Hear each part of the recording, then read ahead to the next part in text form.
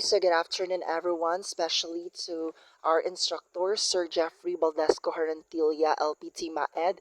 I'll be introducing myself first. My name is John Lloyd P. Jumao-as, and today I'll be discussing to you the discourse analysis between Vice President Sara Duterte and Senator Risa Hontiveros about the confidential funds of Office of the Vice President and the 10 million budgeted purchases on the storybook. So as you can see, these will be the framework components. First is the contextual information. Second is the structural analysis. The third one is the linguistic features. The fourth one is the pragmatic features. The fifth one is the power dynamics and the ideology. And the last but not least is the intertextuality. So firstly is to discuss the contextual information about our discourse analysis. So here's the types of discourse. So firstly to discuss is the participants. So who's the participants in our discourse? So including Senator Ontiveros, the legislator, VP Sara Duterte, the resource person, Senator Grace Poe, which is she is the committee, a chairman of committee of finance, and also a chairperson, and Senator Tolentino.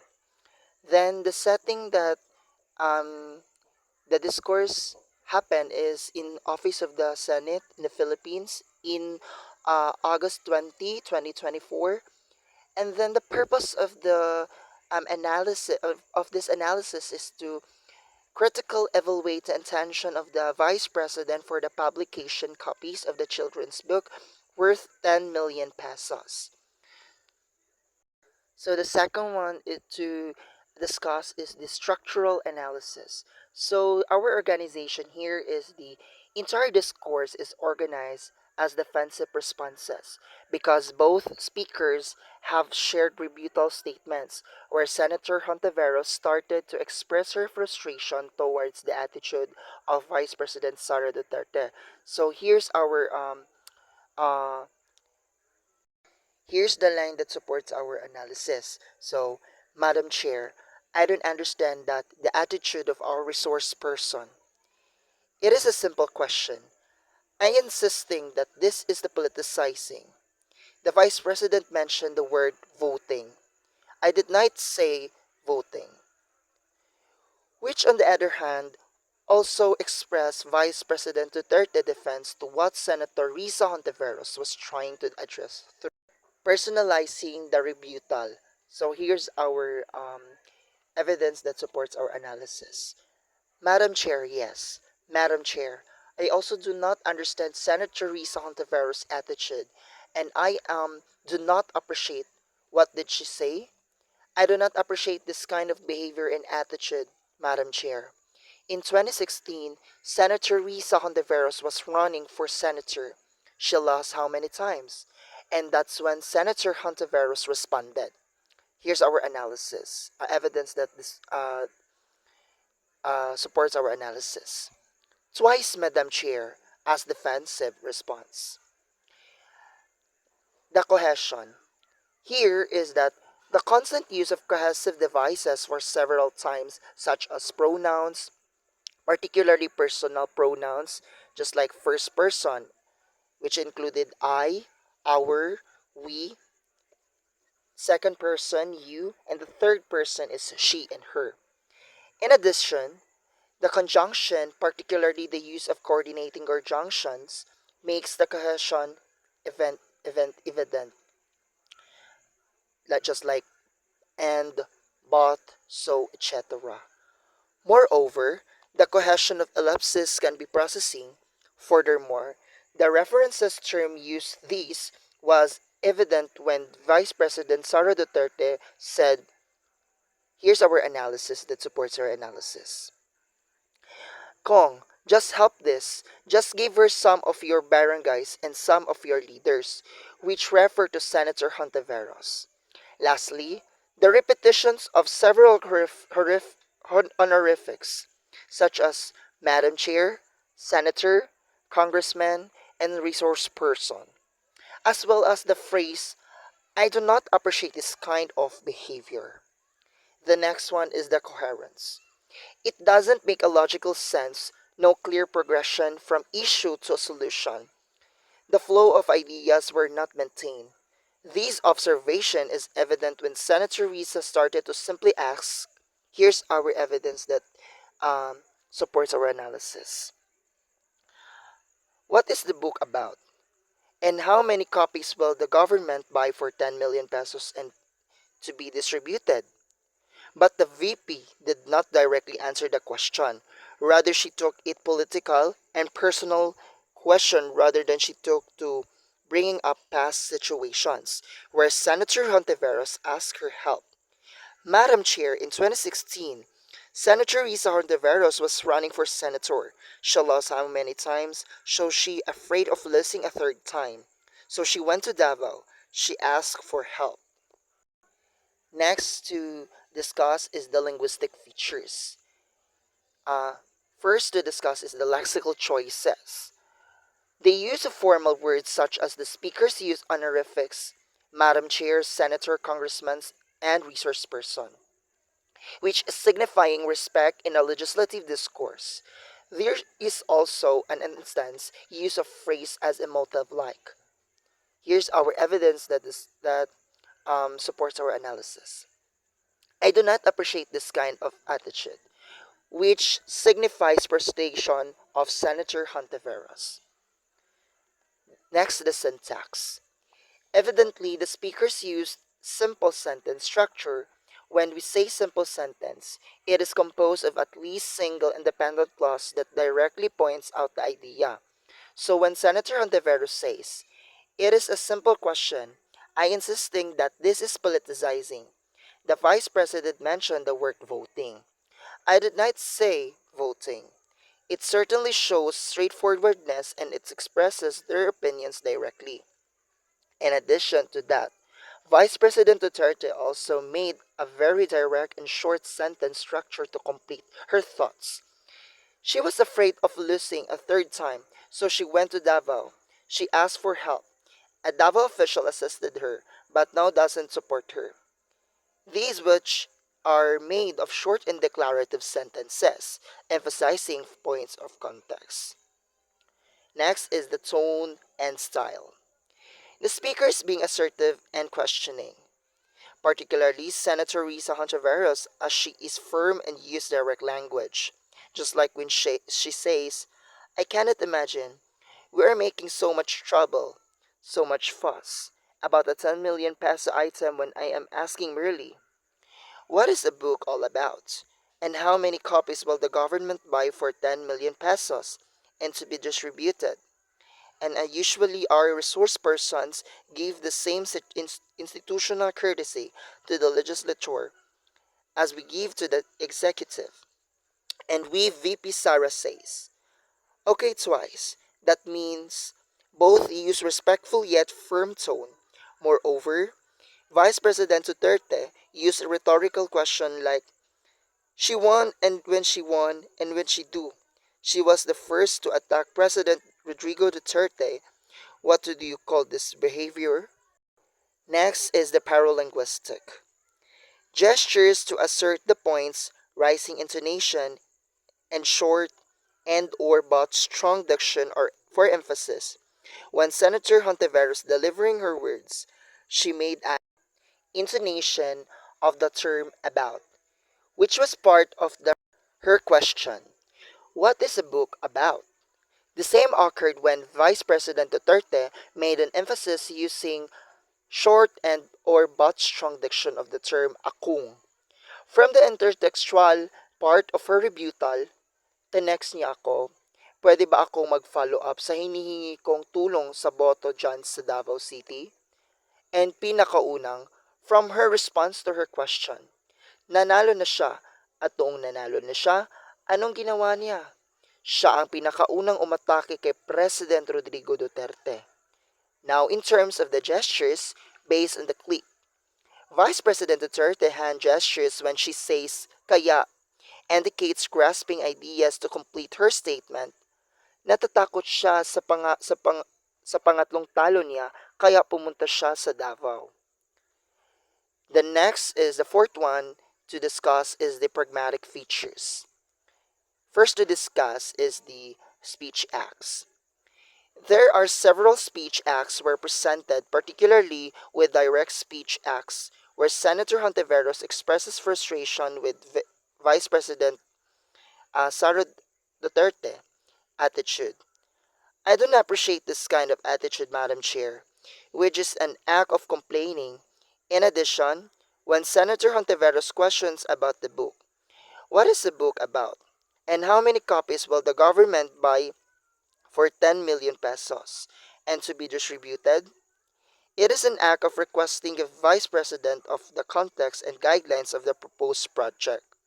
Moreover, there is also an act of refusal where Vice President Duterte did not as well appreciate Senator Hontiveros' attitude by saying, I also do not understand Senator Hontiveros' attitude.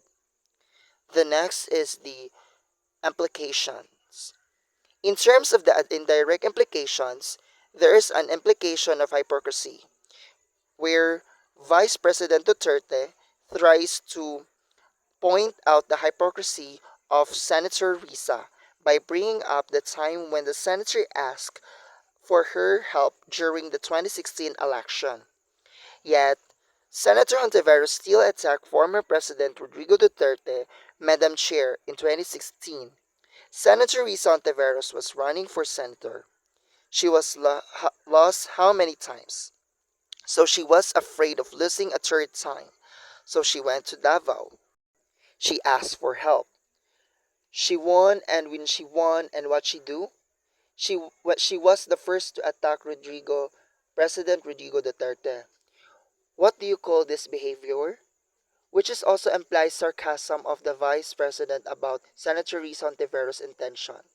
In addition, the implication of lack of trust is evident when Senator Hontiveros and Vice President Duterte rebuttal implicates the stress and trust of mutual respect, which makes the discussion implies political tension between alliances. The next is the politeness strategies. Senator Hontiveros and Vice President Duterte use an honorifics, Madam Chair, Senator, VP, resource person, congressman, maintain the respect during the discourse. Although there was a confrontation where Vice President Duterte directly points out Senator Hontiveros' attitude, which she used past deals against her. Madam Chair, in 2016, Senator Risa Hontiveros was running for senator. She lost how many times? So she was afraid of losing a third time, so she went to Davao. She asked for help. The next to discuss is the power dynamics in ideology. Here to discuss is the power relation. VP Duterte holds a significant political power as a vice president of the country and under the executive branch, while Senator Hontiveros, as the senator and under the legislative branch, has the power to scrutinize and question the action of those under the executive branch, while Senator Poe, as a chairperson, holds the power to regulate the proceedings of the hearing and determine who will speak. This shows what power she holds during the hearing, managing the heated turn-taking conversation between Vice President Duterte and Senator Hontiveros. Now, it was certainly presented that Vice President Duterte used political experience and connections during the deliberative discourse to attack Hontiveros. Questions about the budget hearing of her book, which both trying to influence the public opinion to gain support. Thus, all in all, the particular discourse shows how politicians navigate institutional courtesy, personal relationships, and public perceptions. Next is the ideologies. The values that are present in the discourse are transparency, the supposed loyalty and virtue ethics. Senator Hontiveros seeks transparency regarding the government expenditures, particularly the 10 million budget allocated for the children's book authored by Vice President Sara Duterte. Here's our um, evidence that um, supports our analysis. I cannot imagine we are making so much trouble, so much fuss about a 10 million peso item when I'm asking merely, what is the book about? And how many copies will the government buy for 10 million pesos and to be distributed?